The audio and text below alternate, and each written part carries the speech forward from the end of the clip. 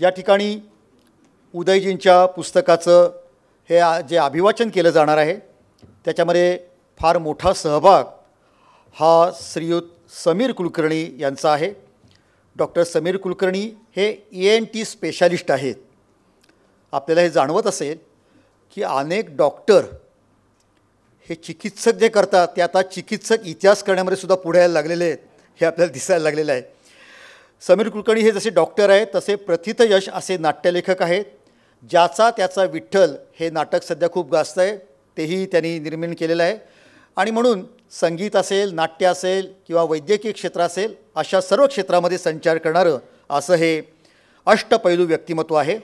आणि त्यांनी ही कल्पना मांडली की अशा प्रकारे या पुस्तकाचं आपण अभिवाचन करूया आणि त्याचं संहिता लेखन, त्याचं दिग्दर्शन हे समीर कुलकर्णी यांनी केलेलं आहे. मी आपल्या सर्वांच्या वतीनं त्यांचं या ठिकाणी हार्दिक आभार व्यक्त करतो. आपण टाळ्यांच्या गजरामध्ये त्याबद्दल आपल्या भावना व्यक्त करूयात. आणि नाट्यक्षेत्रामध्ये आपलं काम करणारे श्री गजानन परांजपे आणि श्री अमित वझे यांना मी व्यासपीठावरती निमंत्रित करतो. या दोन्ही कलाकारांचं आपण टाळ्यांच्या गजरामध्ये या ठिकाणी स्वागत करूया. एखाद्या पुस्तक प्रकाशन सोहळ्यामध्ये अशा प्रकारचं अभिवाचन हा एक अभिनव प्रयोग आहे आणि आपण सर्वजण त्याचा लाभ घेऊया. मी या कलाकारांना अशी विनंती करतो की आपण अभिवाचनास प्रारंभ करावा. आज जे आम्ही सादरीकरण करणार आहोत त्याचं लेखन अर्थातच डॉक्टर उदय कुलकर्णींनी जे पुस्तक लिहिलं आहे त्याच्या आधारेच डॉक्टर समीर वसंत कुलकर्णी यांनी याचं लेखन केलं आहे. ते तुम्हा सर्वांसमोर आम्ही सादर करतो.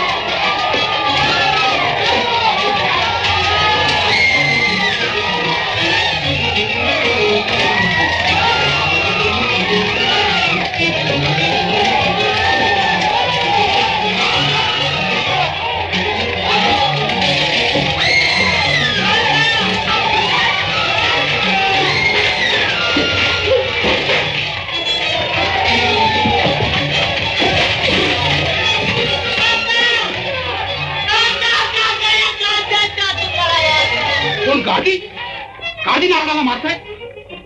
काय आपल्या चुकाची अंमलबजावणी करता असते. त्याला मारायचा हुकूम दिला नाही मी दिला आहे तसा हुकूम. होय, तुमच्यासाठी, तुम्हाला राज्याचं धनी काढण्यासाठी मी दिला होता हुकूम. नाही, गर्दी आता ऐकणार नाही. नाही नाही, मी मोल देणार नाही त्याला. आपल्या श्रीमंतांनी थोडासारखा तुला आता गेला वाचत असेल तर मला मारा. माझ्यावर तलवार चालवा. एकदा हुकूम दिला, आता माघार घेता. अशाने राज्य जाईल. सगळ्यांची डोकी मारली जातील. माझा ऐका, टाका तलवार.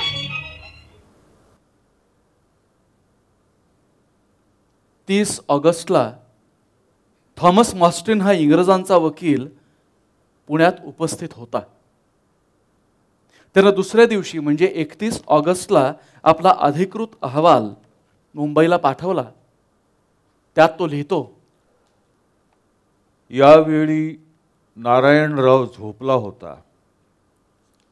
एका सेवकानं त्याला उठवल्यावर गडबड झाल्याचं ऐकून तो राघोबाकडे जायला लागला.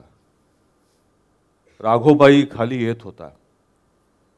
त्यानं राघोबाला मिठी मारली आणि तुम्ही सत्ता घ्या पण मला वाचवा अशी याचना केली.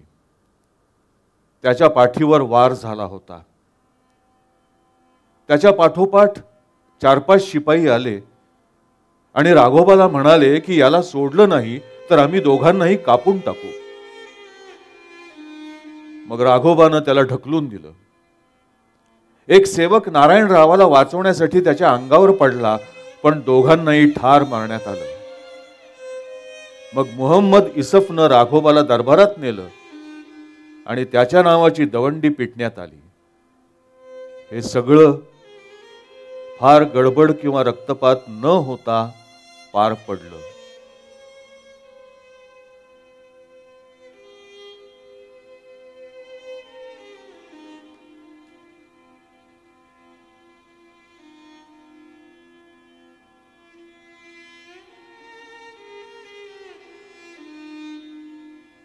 मध्यरात्रीच्या सुमारास शनिवार वाड्याचा मागचा म्हणजे जांभळी दरवाजा उघडला. सहसा या दरवाजातून नाटकशाला जाये करत असे. रक्ताळलेले कपडे असलेलं बोचकं घेऊन काही मानवाकृती बाहेर येताना दिसल्या. काहीच तासांपूर्वी सैन्याला संपूर्ण देशभर मोहिमेवर पाठवण्याचा अधिकार असलेल्या एका तरुणाचे अवशेष त्यांच्या हातात होते. एकेकाळच्या पेशव्याचा देह चादरीत गुंडाळून बाहेर आणण्यात आला. आपल्या थकबाकीचे पैसे मागणाऱ्या गार्द्यांनी त्यांना अडवलं. भवानराव प्रतिनिधींनी पैसे देण्याची हमी दिल्यावर या शोकाकुल मंडळींचा मार्ग खुला केला गेला. सध्याच्या प्रथेनुसार तो गणेश विसर्जनाचा दिवस होता. दुपारी झालेल्या घटनेनंतर मराठ्यांची राजधानी असलेल्या पुण्याच्या रस्त्यांवर एकच गोंधळ सुरू झाला. शांतता राखण्यासाठी महत्त्वाच्या ठिकाणी त्वरेनं माणसं नेमण्यात आली. रिकाम्या रस्त्यांवर सशस्त्र दलांचं अस्तित्व जाणवायला लागलं. नागरिक घरात अडकून पडले. शहरात स्मशान शांतता पसरली. शनिवार वाड्याचा मुख्य दिल्ली दरवाजा बंद केला गेला. त्याच्या तटांवर गेल्या 20 वर्षांपासून मराठी सैन्याचा अविभाज्य भाग असलेले गारदी गस्त घालायला लागले. शुद्ध त्रयोदशीचा पूर्ण चंद्र ढगांनी झाकोळला गेला. फक्त मशालींचा लुकलुकणारा उजेड रस्त्यांवर वाट दाखवत होता. वाड्यात पौगंडावस्थेतल्या गंगाबाईनं सती जाण्याचा आग्रह धरला होता. गंगाबाई ही मृत पेशव्यांची विधवा. ती गर्भार असावी असं कुटुंबियांना वाटत होतं. साहजिक तिला सती जाऊ दिलं गेलं नाही. आनंदीबाई या पेशव्यांच्या चुलतीनं तिला एका खोलीत कोंडलं. त्यामुळे आपल्या पतीचा छिन्न विच्छिन्न देह तिच्या नजरेस पडला नाही. मंडळी नडगे मोडीच्या लाकडी पुलाजवळ पोहोचली. पेशव्यांच्या दहनाकरता मध्यरात्रीची वेळ योग्य नव्हती, पण प्रसंगच चमत्कारिक होता. लाकडं आणून चिता रचली गेली. त्रोटक विधी उरकून चितेला अग्नी देण्यात आला. अग्नीनं आपलं काम पूर्ण केल्याची खात्री करून मंडळी आपापल्या घरी परतली. त्या दिवशी एका तरुण आणि उथळ स्वभावाच्या पेशव्याचे त्याच्याच महालात तुकडे तुकडे केले गेले. मात्र या अंत्ययात्रेमध्ये एका व्यक्तीची गैरहजेरी कोणाच्याही नजरेतून सुटली नव्हती. रघुनाथराव उर्फ राघोबा. नुकतीच हत्या झालेल्या पेशव्याचा सख्खा चुलता. गेली जवळजवळ दशकभर चालू असलेल्या फाटाफुटीच्या राजकारणातला एक महत्वाचा मोहरा राघोबा. नारायणरावाच्या खुनामुळे मराठा राजकारण जितकं ढवळून निघालं तितकं संपूर्ण 18व्या शतकात कधीही घडलं नव्हतं. झाल्या घटनेनंतर राघोबा दरबारात जाऊन बसला. त्यानं सेवकांना परिस्थिती काबूत आणण्याचा हुकूम केला. शिवाजी बावजी हा मिरजेच्या पटवर्धनांचं वकील. तो तेव्हा पुण्यात होता. त्यानं लिहिलं आहे, दादासाहेब सदरेस जाऊन बसले. सुतक नाही, वैर्याचे सुतक कशास असे म्हणतात. हे राजकारण फार दिवस घाटत होते. ज्यांनी राजकारणे केली त्यांचा मानस पेशव्यास कैद करावे असे होते. परंतु करावयास गेले एक आणि झाले एक. थॉमस मॉस्टिन आपल्या अहवालात पुढे म्हणतो, या कटाची अंमलबजावणी मुख्यतः दिवाण आणि राघोबाच्या किरकोळ नोकरांनी केली. पहाऱ्यावर असलेल्या 8 कंपन्यातल्या लोकांना पैसे चारून फितवलं गेलं आणि अखेरचा घाव घालण्याकरता त्यांची नियुक्ती केली गेली. काही सरदारही त्यात सामील होते. योजना 6 महिन्यांपूर्वी आखली गेली. ते ज्या संधीची वाट पाहत होते ती काल मिळाली. हा कट इतका गुप्त ठेवला होता की त्याची अंमलबजावणी होईपर्यंत कोणाला त्याचा सुगावाही लागला नाही. बाबूजी नाईक जोशी हा पेशव्यांच्या नात्यातला. सत्ता हातात घेतल्यावर राघोबानं याचं घोडदळ पुन्हा स्थापित केलं. 4 सप्टेंबरला हा बाबूजी नाईक बारामतीहून पुण्यात आला आणि त्याच दिवशी राघोबाला भेटला. राघोबानं त्याला विचारलं, इतका उशीर का केलात? त्यावर, होय, माझी चूक झाली खरी. तुमच्या घरी मोठाच समारंभ व्हायचा होता. त्याला मी तात्काळ यायला हवं होतं. दादासाहेब, काय हे कर्म केलं? नारायणरावाच्या खुनावर निष्पक्ष म्हणून प्रसिद्ध पावलेले रामशास्त्री प्रभूने उद्विग्नपणे उद्गारले, एक प्रायश्चित्त. यास देहांत प्रायश्चित्त करावे. शिसे तापवून प्राशन करवावे किंवा दर्भाचे ग्रह करून बसवावे आत आणि अग्निसंसार करावा. यातूनही वाचल्यास पुढे प्रायश्चित्त करावे. फाटाफूट आणि फुटीरतावाद ह्या गोष्टी मराठी साम्राज्यासाठी नवीन नव्हत्या.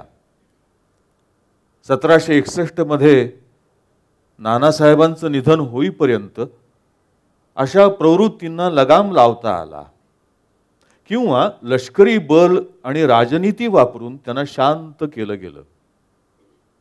पण याआधी मराठ्यांच्या इतिहासात राजकीय हेतूनी खून होण्याची घटना कधीही घडली नव्हती. शत्रूकडून असे प्रयत्न झाल्याची उदाहरणं आहेत, पण स्वकीयांकडून असं कधी घडलं नव्हतं. नानासाहेब रघुनाथरावांपेक्षा 13 वर्षांनी मोठा. नानासाहेबांना आपल्या ह्या उतावळ्या स्वभावाच्या भावावर नियंत्रण ठेवलं होतं. नानासाहेबांचं निधन झालं. सदाशिवराव भाऊ आणि पेशव्यांचा वारस असलेला विश्वासराव पानिपतावर धारातीर्थी पडला. त्यानंतर रघुनाथराव उर्फ राघोबा मराठा साम्राज्याचा ज्येष्ठ नेता बनला. बाजीरावाचा धाकटा मुलगा असलेल्या राघोबाची सुरुवातीची कामगिरी लक्षणीय म्हणजे उल्लेखनीय होती. 1753 मध्ये वयाची 20 गाठण्यापूर्वीच त्यानं मोगलांकडून अहमदाबाद घेतलं आणि होळकर शिंद्यांच्या साथीनं 3 वर्ष मोहीम चालवून दिल्लीवर कब्जा केला. मात्र 1772 नंतर घडलेल्या घटनांबद्दल राघोबाला निर्दोष ठरवणं अवघड आहे. त्याची महत्वाकांक्षा, त्याचे खालच्या दर्जाचे सल्लागार, स्वतःच्या स्वार्थापोटी साम्राज्यातल्या सोन्यासारख्या प्रदेशांवर पाणी सोडणं, यामुळे राज्याची हानी व्हायला वेळ लागला नाही. नंतरच्या काळात त्याच्या सान्निध्यात असलेल्या जेम्स फोर्ब्स या इंग्रजी सैन्यातल्या धर्मोपदेशकानं 1775-76 मध्ये राघोबाबद्दल लिहिलंय. राघोबाच्या व्यक्तित्वाचं यथार्थ चित्रण करणं ही सोपी गोष्ट नाही.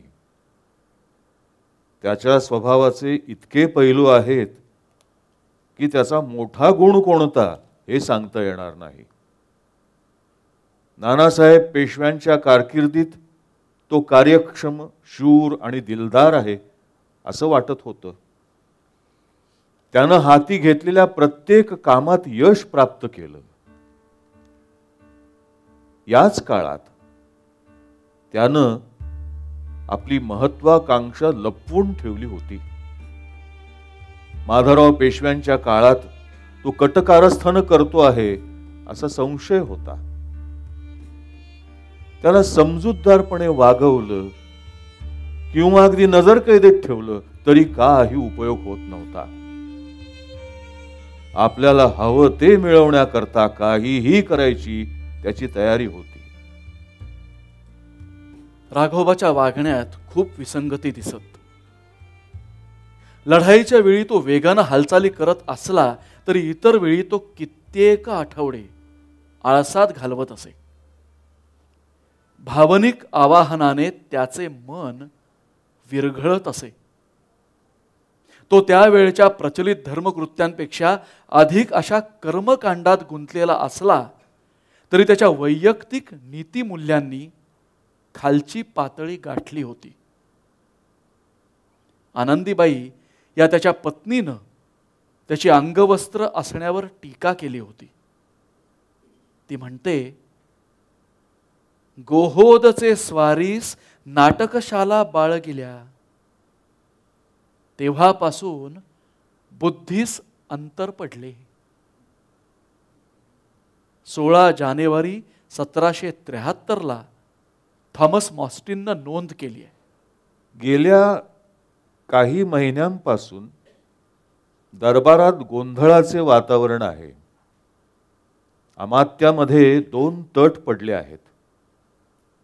सखाराम बापू आणि त्याच्या लोकांना राघोबाला नारायणरावाच्या तावडीतून बाहेर काढायचे आहे, तर नाना फडणीस आणि मोरोबाला राघोबा सत्तेवर येण्याची धास्ती वाटते आहे.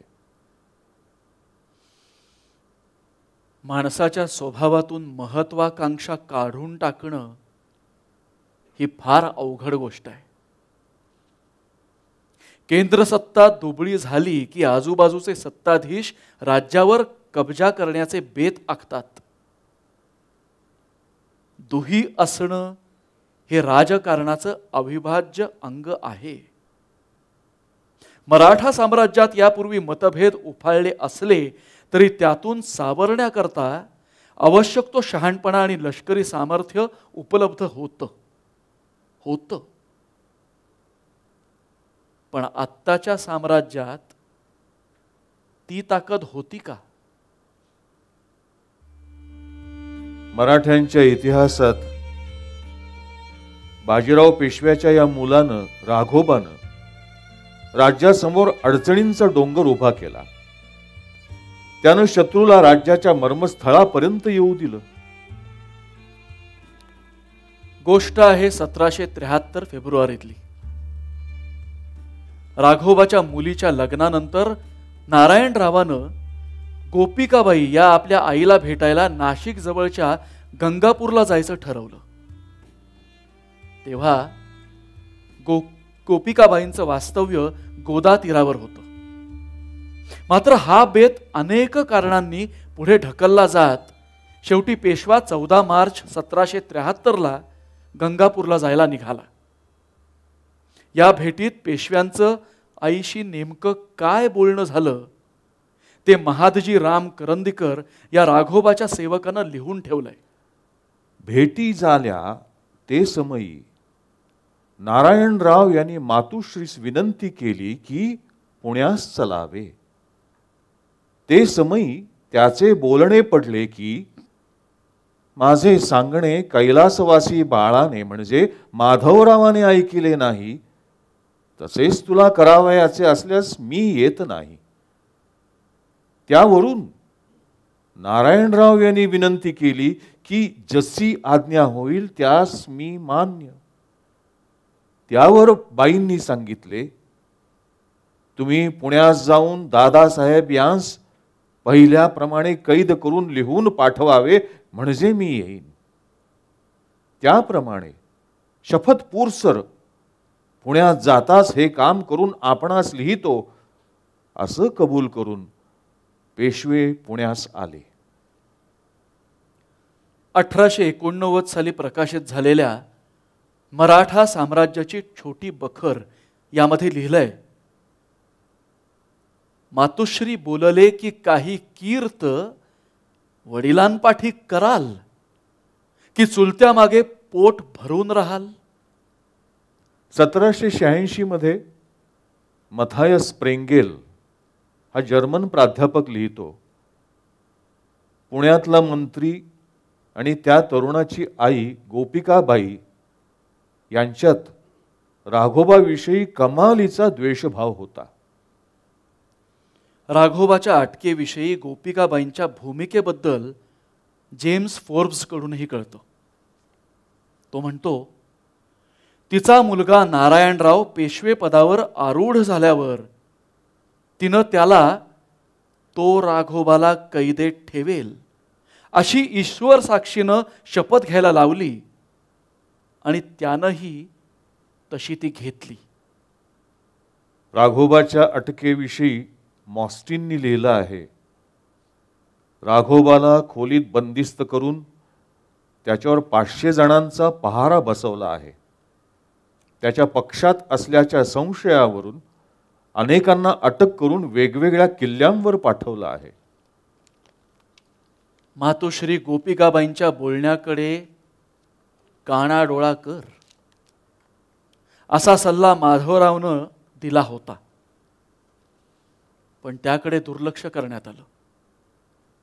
1820 साली पाहिलेल्या मजकुराचा दाखला देत ग्रँड डफनं लिहिलंय, नूतन पेशवा आणि रघुनाथराव यांच्यात काही काळ सलोखा असल्याचं दिसत होतं,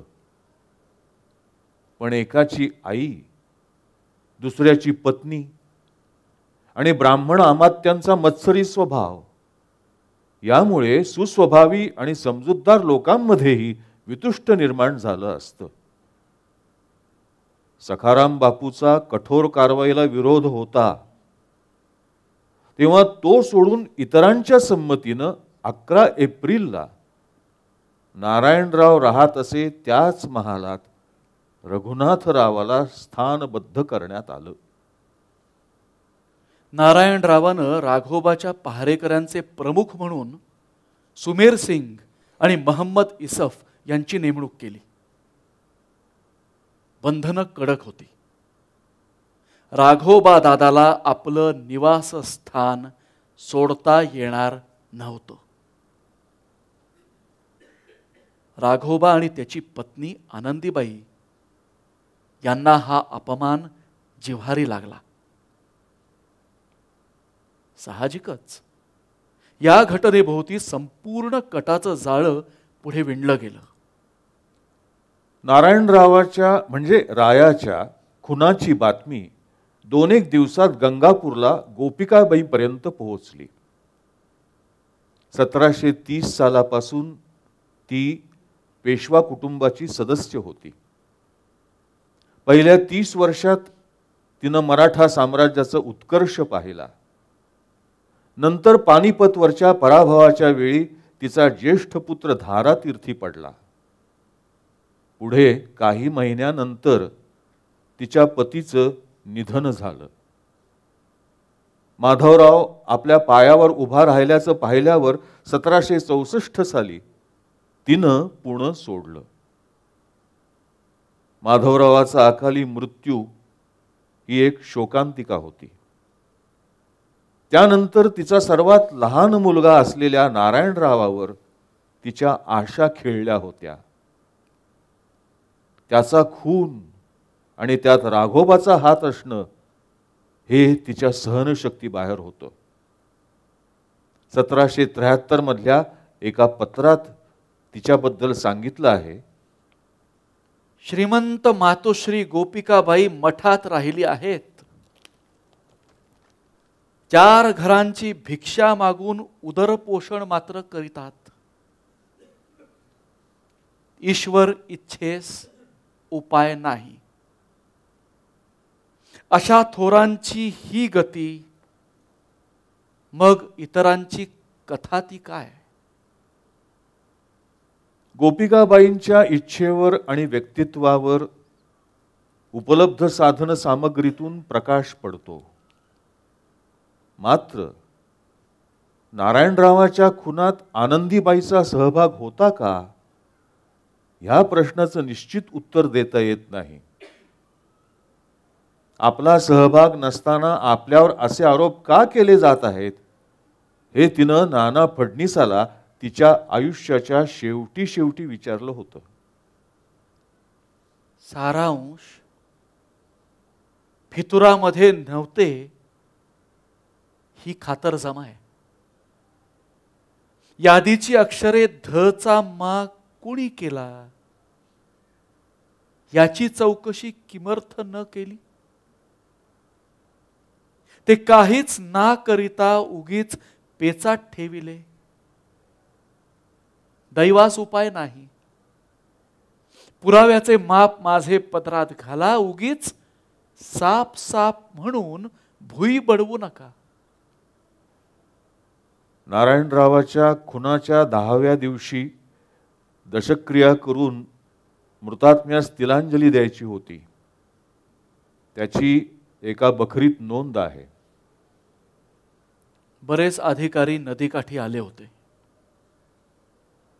पण वाळूत सगळ्यांपासून वेगळे बसले होते ते म्हणजे त्रिंबकराव पेठे, सखाराम बापू, नाना फडणीस आणि हरिपंत फडके. त्यांनी वाळूचं शिवलिंग तयार केलं आणि त्यावर हात ठेवून शपथ घेतली. नानासाहेब यांचा वंश चालवायचा, त्या वंशाशिवाय कारभार चालवायचा नाही, या वंशास नमस्कार करायचा नाही. राघोबाच्या विरोधात उठाव करायची ही सुरुवात होती. यानंतरच्या काळात ज्याप्रमाणे पहिल्या 2 छत्रपतींच्या मृत्यूनंतर अमात्यांनी कारभार सांभाळला होता, तसं यावेळीही काही मंत्री बारभाई या नावानं ओळखले जाऊ लागले. त्यांनी कारभारात प्रामाणिकता आणि विश्वसनीयता आणून अपराध्यांना शिक्षा केली. त्यांच्यात शिल्लक असलेल्या नीतिमूल्यांमुळेच मराठा राज्यानं पुढची अनेक वर्ष पत राखली. या काळानं घालून दिलेला धडा कोणत्याही काळाला लागू पडणारा असाच आहे. मराठ्यांनी 17व्या शतकापासून आपलं स्थान बळकट करण्याकरता केलेले प्रयत्न आज पाहिल्यावर आता त्यांची इतकी कशी घसरण झाली हे समजणं कठीण आहे. पण ते अचानक घडलं नाही. बऱ्याच काळापासून काहीतरी विपरीत घडण्याची चाहूल लागली होती. मात्र त्याची दखल घेतली गेली नाही हे सत्य. इतिहास पुढे सरकत जातो आणि अनेक पिढ्यांनी कमावलेलं धुळीस मिळतं. कोणत्याही साम्राज्याला वैयक्तिक महत्वाकांक्षा, अंतर वाढल्यामुळे येणाऱ्या अडचणी आणि सहजपणे संपर्क न होणं यांना तोंड द्यावं लागतं. संधीचा फायदा उठवू बघणारे प्रतिस्पर्धी कायमच स्वतःच्या पोळीवर तूप ओढून घेण्याच्या प्रयत्नात असतात. यातून मार्ग काढण्याची जबाबदारी जाणत्या मुत्सद्यांवर असते. ते कधी या कसोटीला उतरतात तर कधी विरोधी लाटेत गुदमरून मरतात. काळाचंही स्वतःचं भागधेय असतं ते असं. एक गोष्ट अशी की इंग्रज, हैदर आणि निजाम दारात उभे असताना कारस्थानं आणि सत्ता संघर्षात गर्क असलेल्या पुण्यातल्या लोकांनी त्यांची दखल घेतलेली नव्हती हेच खरं. राघोबाचं पुढं काय झालं? त्याच्या वागण्याचे पुढे काय पडसाद उमटले? त्यानं इतिहासाला कोणतं वेगळं वळण दिलं? ह्या सगळ्याचा सर्वंकष आढावा आज प्रकाशन झालेल्या डॉक्टर उदय कुलकर्णी यांच्या राघोबा नारायणराव पेशव्याचा खून या पुस्तकात घेतलेला आहे. तो मुदलातून वाचणं ही इतिहासाविषयी आपुलकी असलेल्या वाचकांची म्हणजेच आपली जबाबदारी आहे. एक मात्र खरं, या कथानकामुळे मराठ्यांच्या इतिहासाविषयी प्रेम असलेल्यांना आनंद होईल अशी शक्यता नाही. मात्र भूतकाळ नाकारणं हे समजूतदार माणसाचं लक्षण नव्हे. त्यामुळे ही जबाबदारी आपल्याला घ्यायला हवी.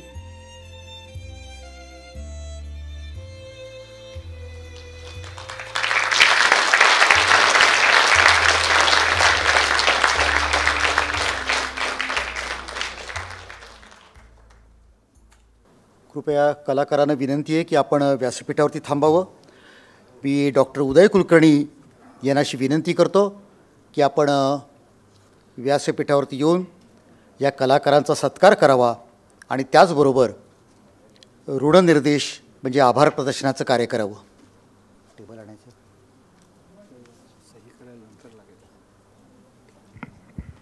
अत्यंत भारावलेलं अशा वातावरणात आपण पोचलो आहे आणि ह्याचं सर्व श्रेय अमित वझे आणि गजानन परांजपे यांना द्यायला पाहिजे.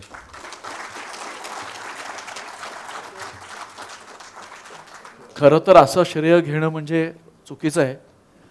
याचं कारण असं आहे, गंगोत्री जिथून वाहते त्या याच्यात एखाद्या तळ्यामध्ये आपण पाणी प्यावं तसं आम्ही केलेलं आहे. गंगोत्रीला खरं तर आभार देणं हे आपल्या सर्वांचं याच्यामध्ये डॉक्टर समीर कुलकर्णी यांनी जे लिहिलं ते आम्ही तुमच्यापर्यंत पोहोचवलं. मुळात डॉक्टर उदय कुलकर्णींनी लिहिलेलं आहे आणि याच्यामध्ये आम्हाला मदत केली आहे ती मयुरेश गोखले आणि सुजित खांबे. धन्यवाद.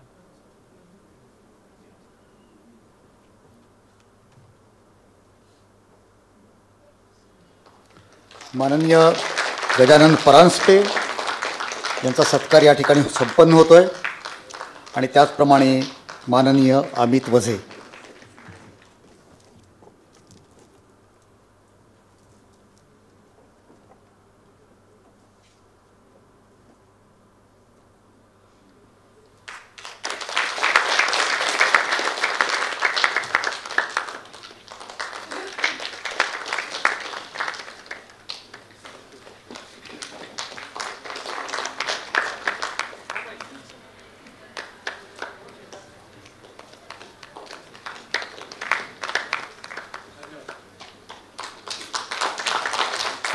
एक नेहमी शेवटी असतो पण सर्वात महत्त्वाचा आभार प्रदर्शन असतं ते सूत्रधाराचं असतं.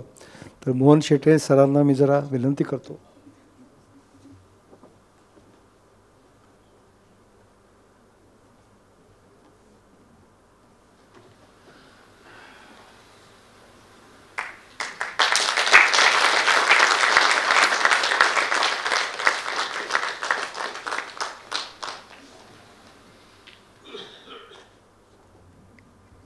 अनेकांचे आभार मानायचे आहेत तर त्यासाठी मला 5 मिनटं आपला वेळ लागेल.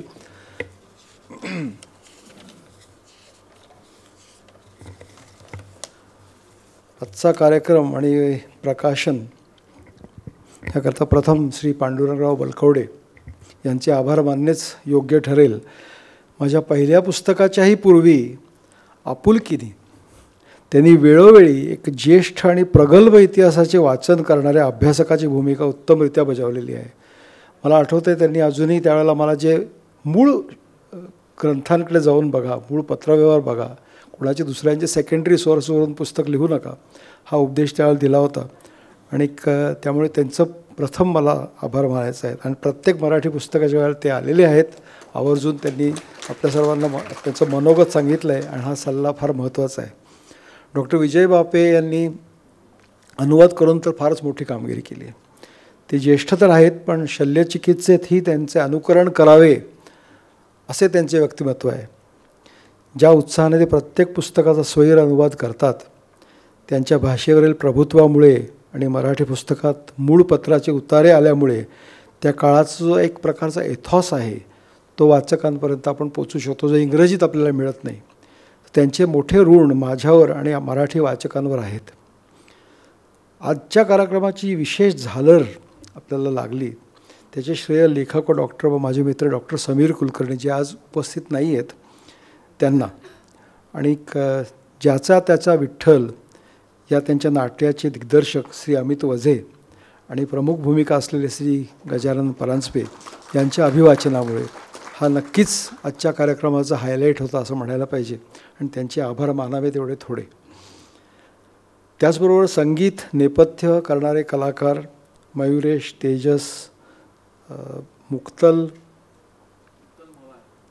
मवाळ आणि व्हिडिओग्राफी श्री दत्तात्रय सानेंनी केली आहे. साऊंड श्री सुजित खांबे आणि सागर खांबे यांची आहे. Visuals Mayuresh Gokhale, projection Prathamesh Misal, lights Tejas Deodhar आणि केदार बोंडवे. या सगळ्यामुळे आजचं हे जे वातावरण निर्मिती झाली याला काही दुसरी उपमा देता येणार इतकी उत्तम झालेली आहे. श्री मोहन शेटे यांनी आज जे सूत्रसंचालन केले मराठा इतिहासाचे विवेचन ते अतिशय सुंदररीत्या करतात. अलीकडेच 1857च्या नानासाहेब पेशव्यांचं त्यांनी पुस्तक लिहिलेलं आहे.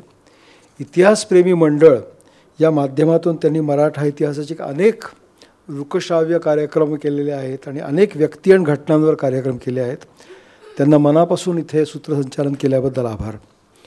पुस्तकाची छपाई करणारे आहेत का नाही मला माहीत नाही आत्ता.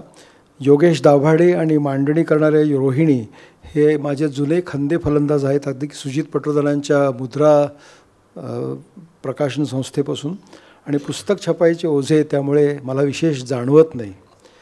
या सभागृहात अमित धुमाळ यांनी जे सहकार्य केल्या वेळेलाही ते इंग्रजीच्या वेळेला होते. सहकार्य महत्त्वाचं आहे. आपल्या कार्यक्रमाविषयी त्यांना माझ्यापेक्षा जास्त काळजी असते आणि फोन करून काय काय व्यवस्था हवी आहे ते आदल्या दिवशी ते परत एकदा विचारून घेतात. त्यांचे खूप आभार. पुस्तक विक्री आमची नेहमीची टीम बाहेर उभी आहे. ते आमच्या क्लिनिकमधल्या 4 मुली आहेत आणि त्या आता इतक्या त्यात एक्सपर्ट झाल्यात की मला काही बघायला लागत नाही. सुवर्णा, रेश्मा, केतकी आणि नयना यांचे आभार. राम आमच्या आता तो निघून गेलेले असतो, त्यांनी सर्व बाहेरची कामं त्यांनी केली, त्याचे आभार. आणि आपण सर्व सुजाण प्रेक्षक आज हजर राहिलात आणि या इतिहास लिहिण्याच्या उद्योगाला प्रोत्साहन दिलेत, याबद्दल आपण सर्वांचे आभार. शेवटी पुस्तक विकत घेणारे आणि पुस्तक वाचणारे या 2 कॅटेगरी फार महत्त्वाच्या आहेत. त्यात विकत घेणारा श्रेष्ठ का वाचणारा, याबद्दल मनात माझ्या अजून थोडा संभ्रम आहे. एका प्रख्यात लेखकाला मी असं म्हणलो होतो की माझ्याकडे तुमची सर्व पुस्तके आहेत पण मी अजून ती वाचली नाहीत. त्यावर त्याने चटकन उत्तर दिले, विकत घेतलं म्हणजे झालं. पण मला वाटतं वाचणंही महत्त्वाचं आहे, कारण हा धंदा नसून एक अभियान आहे आणि अचूक भारतीय इतिहास सर्वांपर्यंत पोचवण्याचं हे अभियान आहे. तेव्हा विकत घ्या पण जरूर वाचा ही विनंती आणि आपले आभार, कारण त्याशिवाय पुस्तकं लिहिणे शक्य नाही. शेवटी प्रमुख ऋणनिर्देश माझ्या कुटुंबियांचा, ज्याशिवाय मला घरी जाता येणार नाही, ते उल्लेख न करण्याची सोय नाही आहे. तेव्हा मेधा, यश, सायली आणि या खेपेला जुई, तुम्ही आज इंट्रोड्यूस तिला केलं आहे, तेही खूप आभार. आणि आपण सर्वांची आता पुढील पुस्तकाच्या प्रकाशनापर्यंत रजा घेतो. धन्यवाद.